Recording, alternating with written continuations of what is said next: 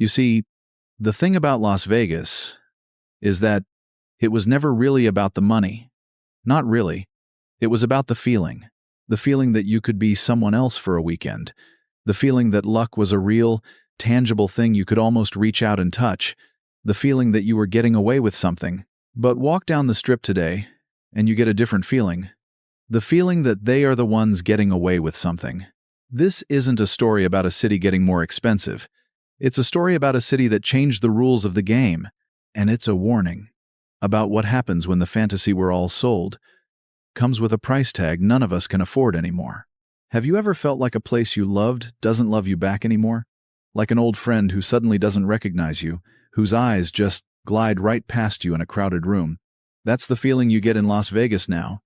If you remember what it used to be, not that long ago, really. I was talking to a guy named Sal the other night. Off the strip, in one of those old-school bars where the video poker machines are practically fused to the bar top and the bartender knows your drink before you do. Sal's been dealing cards in this town for 35 years. Seen it all. Seen the legends come and go. Seen the hotels rise and fall like desert mountains in Fast Forward. He leans over the bar, his voice a little gravelly from decades of cigarette smoke and calling out hands. He told me, "You gotta understand, this place wasn't built for them." He gestures vaguely in the direction of the strip, towards the billion-dollar guitar-shaped hotels and the glowing orbs. It was built for us. And by us, he meant, well, people like him. People like my old man. A union plumber from Cleveland who'd save up all year for one weekend here. A weekend where he could feel like a king. You see, that was the unspoken contract.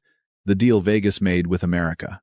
You punch a clock, you work hard, you play by the rules, and for a few days, you can come here and we'll treat you like royalty. It wasn't about getting rich. Nobody really believed they were going to break the bank.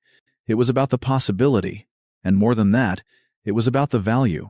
The 99-cent shrimp cocktail wasn't just a cheap appetizer. It was a symbol. It was the house saying, "Come on in. We're glad you're here. Have a little something on us." The $10 prime rib dinner, the $5 blackjack tables where you could sit for hours nursing a free whiskey and water, that was the language of this town. It was a language of welcome. Sal told me about the comps. Not the comps you get now, calculated by some algorithm in a server farm 1,000 miles away that tracks every single dollar you put into a machine. No, these were handshake comps. A pit boss who saw you were a regular, saw you were having a rough night, and he'd slide a little voucher across the felt. "Go get yourself a steak, pal. On the house. Your luck'll turn around." It wasn't about the money. It was about respect. It was about being seen. You were a person, not a data point on a spreadsheet. The whole city felt attainable. The goal wasn't to squeeze every last dime out of your pocket. The goal was to keep you playing, keep you happy, keep you coming back. They knew the house always wins in the long run, sure, but they were smart enough to let you win sometimes. They'd give you a good run for your money. You'd go home with a story. That was the real prize. The story of the time you almost hit the jackpot, or the time Frank Sinatra's ghost seemed to be sitting at the table with you. It was a blue-collar paradise, built on tips and cheap thrills. A place where a waitress could raise a family, buy a house, on what she made carrying cocktails. It was the American dream on life support, maybe, but damn it, the heart was still beating. There was a soul to this place. A dusty, smoky, slightly sinful soul, but it was real. You could feel it in the worn-out felt of the poker tables. You could hear it in the endless clatter of coins dropping into a slot machine tray. That sound, that was the heartbeat of the city. And then, one day, the heartbeat started to fade.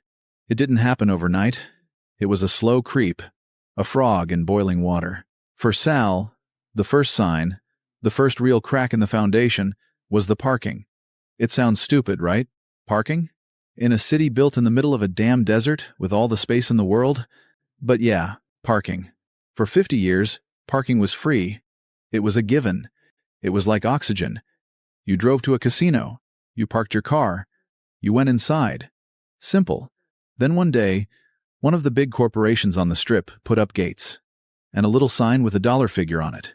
And just like that, the unspoken contract was broken. It was the city telling you, for the first time, before you've even walked through our doors, before you've even had a chance to lose a single dollar, you owe us. It was a small thing. Just a few bucks. But it changed everything. It was the first word in a new language the city was learning. A colder language. The language of Wall Street. The language that says nothing is free, that everything has a price, that loyalty is just a line item on a budget report. The free drink you got while playing? Well, now there's a little green light on the back of the machine. If you're not betting fast enough, that light turns red. And the waitress, she's been told not to serve the red lights. Suddenly, you weren't a guest anymore. You were a small-time investor, and if your rate of return wasn't high enough, you weren't worth the whiskey. The sound of coins, that beautiful, chaotic symphony of winning, it was replaced by the silent, sterile hum of a paper ticket sliding out of a machine. A TITO voucher. Ticket in, ticket out. It was efficient, clean, sterile, and completely soulless. You don't feel anything when you're holding a slip of paper. You feel something when your hands are heavy with casino tokens. It was the beginning of the end of the Vegas my dad knew. The beginning of the end of the Vegas Sal gave his life to. They didn't just start charging for parking. They started charging for the dream itself. And the price? Well, the price just kept going up. That new language, the language of the spreadsheet, it spread fast. It was contagious. Once one casino started charging for parking, they all did. It was like they were just waiting for someone to be the first to break the truce. Once the drink monitoring systems were installed, they became the industry standard. And with every little change, every new fee, every perk that vanished, the city was sending a clear message. The old deal is off the table. We're a different town now. Take it or leave it. And a lot of people, a lot of the old-timers, they're starting to leave it. I spent an afternoon with a woman named Evelyn. She was sitting by herself at a bar in the airport, waiting for a flight back to Des Moines. She had that look. You know the one. The look of someone who just lost more than money. She looked disappointed. Disenchanted. She told me she and her husband, David, had been coming here every year for their anniversary. For 28 years. It was their one big trip. They weren't high rollers. David was a retired high school history teacher. They'd stay at the same mid-level hotel, eat at the same steakhouse on the first night, play the same nickel slot machines. It was their ritual. It was their Vegas. This year was their 30th anniversary. David passed away last winter, and Evelyn decided to make the trip alone. Sort of a tribute to him. A way to feel close to him. She booked the same hotel, planned to go to the same steakhouse. She wanted to walk through their memories, but the memories were gone.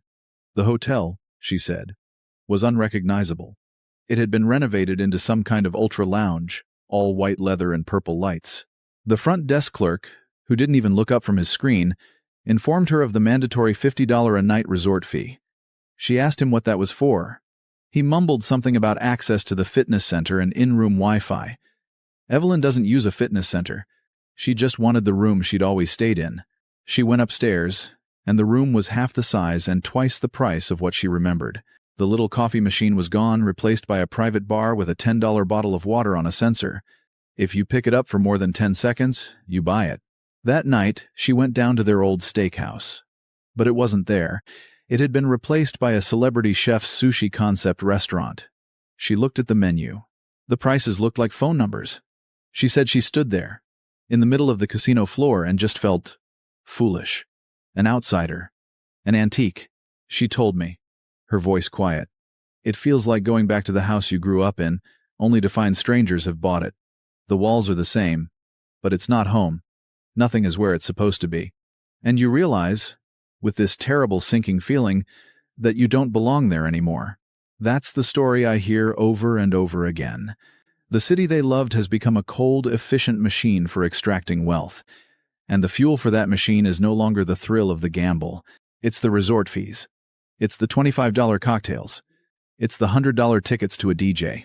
It's the $500 cabanas by a pool so crowded you can't even get in the water. So what happened? How did we get here? How did the working-class paradise become a playground exclusively for the wealthy? Well, the answer is simple. They traded soul for spreadsheets. You have to remember who ran the old Vegas.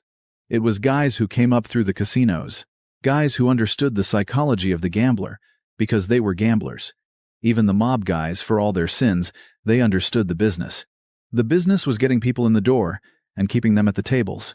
The cheap steak, the free room, the endless booze, that was all just bait. It was a loss leader. They might lose $20 on your dinner, but they knew they'd make 100 off you at the blackjack table. It was a brilliant, brutally effective model, and it was built on a gut feeling for human nature. Then, Wall Street came to town. The corporations started buying up the old casinos. The colorful, often dangerous casino bosses were replaced by CEOs with MBAs from Harvard and Wharton, and these new guys, they didn't have a gut feeling for the gambler. They had a fiduciary duty to their shareholders. They looked at a place like the old Sands or the Dunes, and they didn't see history or romance. They saw an underperforming asset.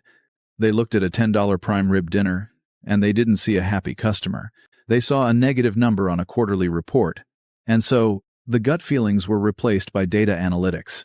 The pit bosses were replaced by revenue managers. Every single square foot of the property had to justify its existence. Every single transaction had to be optimized for maximum profit. The hotel wasn't just a place to sleep anymore, it was a profit center. The restaurants weren't just a place to eat, they were profit centers. The show, the spa, the nightclub, profit, profit, profit. They discovered a brilliant, terrible truth. They could make more money from a tourist who doesn't gamble at all than they could from a loyal, low-stakes gambler like Evelyn's husband. The new ideal customer wasn't the guy playing slots for 8 hours. It was a group of 20-somethings from LA who would drop $10,000 on a VIP table and bottle service at a nightclub, post it all over Instagram, and be gone in 48 hours. The gamble was no longer the point of the transaction. The gamble was the transaction itself. They were betting that you would pay exorbitant prices for the idea of Vegas, for the picture of yourself standing in front of the Bellagio fountains. They unbundled the experience. You used to pay one price for the whole package, the room, the food, the fun. Now you pay for everything, a la carte, and they put a luxury tax on every single item. It was a different kind of hustle. The old hustle was charming, in a way. It was a wink and a nod. We both know what this is about, pal. Let's have some fun. This new hustle is cold, impersonal, and relentless. It's the fine print on a contract you didn't know you signed. Was this progress? Or was it just a more efficient way to pick a pocket? It depends on who you ask. The shareholders, they'd call it a masterpiece of modern capitalism. But Evelyn, waiting for her flight home? She'd call it a betrayal. A betrayal, that's what Evelyn called it. And it's a word you hear a lot in this town now, if you talk to the right people. But the thing is, the new Vegas, the corporate Vegas, it doesn't care. A broken heart doesn't show up on a balance sheet. A lost tradition doesn't affect the stock price. The machine they built is bigger than sentiment. It's bigger than memory. It's designed to do one thing: grow. And for it to grow, the old Vegas had to die. So who is this new city for? Who is the winner in this new game? Walk down the Strip on a Saturday night. Just watch. It's not for the retired history teacher from Iowa anymore. It's a parade of a different America. You see the velvet ropes, the bouncers with their little headsets, guarding the entrances to nightclubs where a single bottle of vodka can cost more than a month's rent in most of the country. You see the Michelin-starred restaurants with tasting menus that run into the thousands. You see the high-end retail stores, the Gucci's and the Pradas, where people swipe credit cards without looking at the price tag. This city is now a monument to wealth. It's a meticulously crafted stage set for the performance of status. The goal is no longer to come here and get rich. It's to come here and show everyone that you already are. The biggest prize you can win in Vegas today isn't a jackpot. It's a viral TikTok video of you and your friends in a VIP booth, surrounded by sparklers and champagne, proving to the world that you've made it. The house doesn't just win anymore. The house owns the whole damn street. And what's it like to live on that street? What's it like to be one of the people who cleans the rooms, who cooks the food, who deals the cards in this new gilded age? I had coffee with a woman, Maria, third-generation Las Vegan. Her grandfather was a construction worker who helped build Caesar's Palace. Her mother was a showroom waitress at the Stardust. Maria is a high school teacher in a suburb miles away from the neon glow. She told me, "You know, when I was a kid, the Strip was our playground. My mom would get free show tickets. We'd go to the buffets. We felt like we were part of it. The city belonged to us as much as it belonged to the tourists." She looks out the window of the coffee shop. "Now," she says, "it might as well be on the moon. My kids have never been to a show on the Strip. We can't afford it. We can't even afford to go to a movie at the big casinos." She talks about the squeeze. The relentless, crushing squeeze. The cost of living has exploded. Tech money from California flooded the valley, and housing prices went insane. An ordinary three-bedroom house in a neighborhood her parents bought for a song is now worth $1 million. That's great if you're selling. It's impossible if you're a teacher or a firefighter or a nurse trying to buy in. The very people who make this city run, they're being priced out of it. They live in the shadows of these glittering palaces of consumption, but they can't afford to step inside unless it's to clock in for their shift. They are the invisible engine of a luxury machine they are not allowed to ride. There's a bitterness in her voice, a quiet anger. It's the anger of being made to feel like a stranger in your own home. The tourists come, they consume the fantasy for a weekend, and then they leave. But the locals, they have to live in the reality of what that fantasy costs. And that's when you realize, this isn't just a Las Vegas story. This is the American story of the 21st century. What happened here is a sped-up, concentrated, neon-lit version of what's been happening all across the country for the last 40 years. The hollowing out of the middle class. The idea that you can work hard your whole life and still find yourself falling behind. The consolidation of wealth into the hands of a few, while everyone else fights for the scraps. This city used to be the great exception to the American class system. It was a place where the lines were blurred. The plumber from Cleveland could be sitting next to a CEO at the craps table, and for that one moment, they were equals. All that mattered was the roll of the dice. It was a fantasy, sure, but it was a democratic fantasy. Anyone had a shot. Now, it's the most glaring example of that system. There's the Vegas for the 1%, and then there's the Vegas for everyone else, and there's a wall between them, as real as any brick and mortar. Think about it. The resort fee. Isn't that just a perfect metaphor for the modern American economy? A hidden tax on just existing? A fee that has nothing to do with the value you receive, and everything to do with the fact that they can charge it. So they do. It's the same logic that gives us surprise medical bills, endless airline fees, and service charges for things that used to be part of the price. Vegas was the pressure release valve for the American working class. It was the escape, the one place you could go to forget about the rigged game back home. But the tragedy is, the rigged game followed us here. It bought the casinos, it rewrote the rules, and it put a price tag on the escape itself. Vegas was a promise, written in neon, a promise that even if you were a little guy, you had a shot. What does it mean for a country when the one place that was supposed to be the exception becomes the most glaring example of the rule? So, in the end, maybe the question isn't, when Las Vegas falls, does America follow? Maybe Vegas never fell. Maybe it just cashed in. It traded its complicated, gritty, democratic soul for a cleaner, safer, more profitable corporate identity. And in doing so, it simply became a perfect mirror of the country it once offered an escape from.